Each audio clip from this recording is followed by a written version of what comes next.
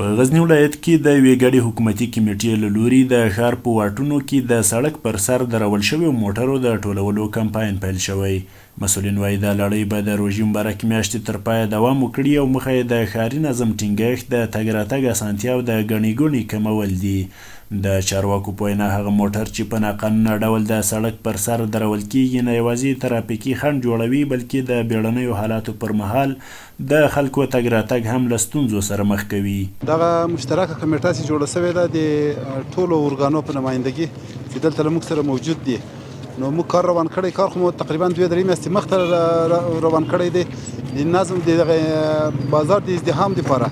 نو دا موټر موږ ټولوو، وړو ترافیکي مدیریت ته بیا نه ورکوو، تر شپږو ورځو خو یې په اول وار نه ورکوو، تکرار سي جرم یې په 2 مرې بې ځایه ودرې، بیا تر لسو شپو په 3 مرې ان تر 1 میاشتې پورې موټر نه ورکوو.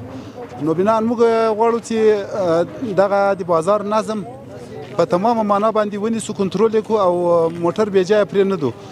نو ان شاء الله الرحمن دا کار به ادامه لري په روزه کې. په ورته مهال د ښار یو شمېر اوسیدونکي د دغه اقدام هرکلی کوي او وایي که دا کمپاین دوام عمومي او له عامه پوهاوي سره یو ځای عملي شي، کولی شي د لارو د بندښت ستونزه تر یو بریده حل او ښاري نظم ته نوې بڼه ورکړي. ښه کار ده، باید موټر دلته په لارو کې ولاړې، په سړکو ولاړې، باید خپل ځای وپېژني، خپل ځای ته باید ولاړ شي او ډېر بېنظمي په ښار کې خوره کړې ده.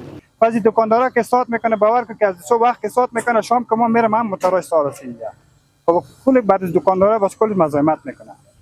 خلک ډاکټر ته نه سیکره، لارې ټولې باندې دي سره، عمومي سړکونه ټول سره باندې، پارکینګ کې نه درې، په د سړکو عمومي سړکو له غاړې درې د موټر ازدحام جوړوي، ښار ټول ازدحام کړی دی. غزني ښار چې نسبتاً تنګې کوڅې او محدود سړکونه لري، د موټرو، رکشو او کراچۍ پلورونکو زیاتوالی یې لارې لا پسې تنګوي.